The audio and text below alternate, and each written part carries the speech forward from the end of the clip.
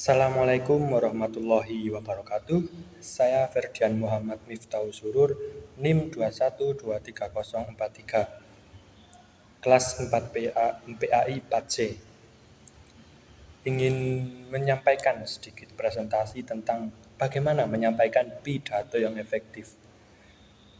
Jadi sebelum kita masuk membahas materi ini, kita harus mengetahui bagaimana dan apa saja yang dapat kita perhatikan untuk membuat atau menyampaikan pidato yang efektif. Yaitu materi pidato yang efektif harus mencakup struktur yang jelas, penyampaian yang menarik, dan penguasaan materi yang baik. Penting juga untuk memahami audiens dan menyiapkan materi secara matang. Tidak lupa berlatih dengan percaya diri. Dalam pidato atau menyampaikan pidato yang efektif, struktur pidato juga harus diperhatikan.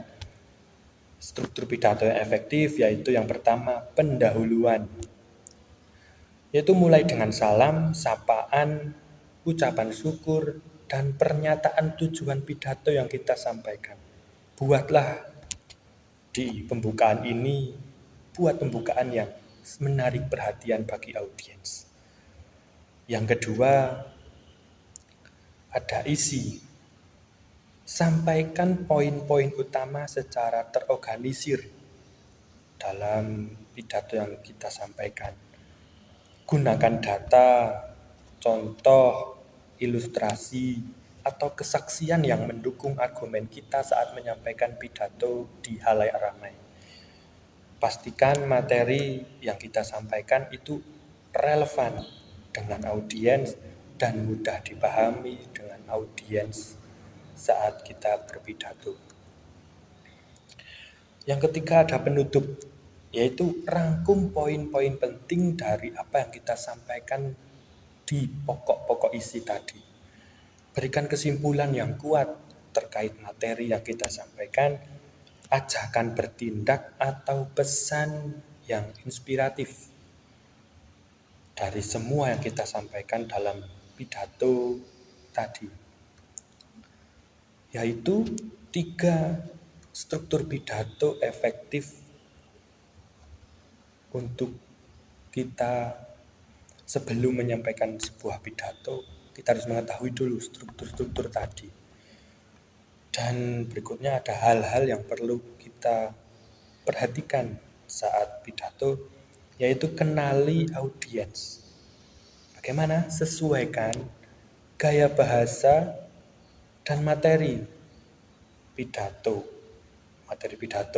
agar sesuai dengan kebutuhan audiens dan harus mudah dipahami dengan audiens, relevan dengan audiens. Yang kedua, ada penguasaan materi.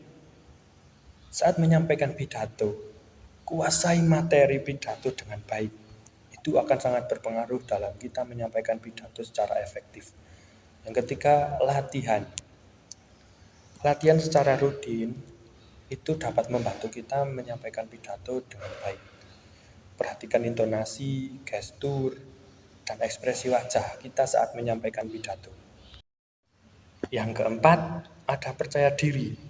Berpikir positif dan yakinkan diri kalian saat berpidato. Hindari penggunaan kata-kata pengisi atau filler word seperti dan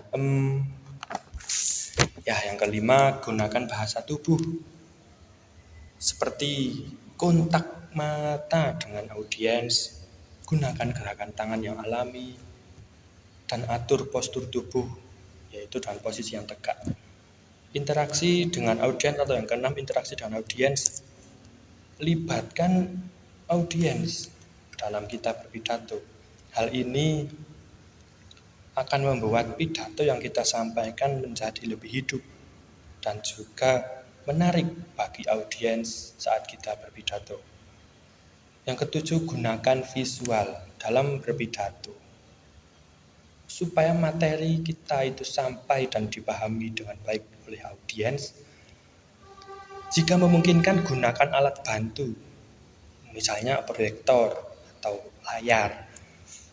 Yang kedelapan atau yang terakhir, adalah kelola waktu saat berpidato. Ini penting.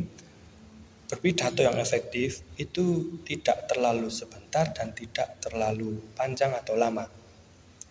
Itu sangat memengaruhi tingkat kepemahaman dari audiens atau dari materi yang kita sampaikan kepada audiens yang kita sampaikan kepada mereka materi-materi kita. Mungkin itu sedikit tentang bagaimana cara kita menyampaikan pidato yang efektif. Mungkin tidak bisa panjang lebar. Demikian sedikit materi tentang menyampaikan pidato yang efektif dari saya. Jika ada banyak kesalahan, saya mohon maaf. Semoga bermanfaat bagi kita semua. Saya akhiri. Wassalamualaikum warahmatullahi wabarakatuh.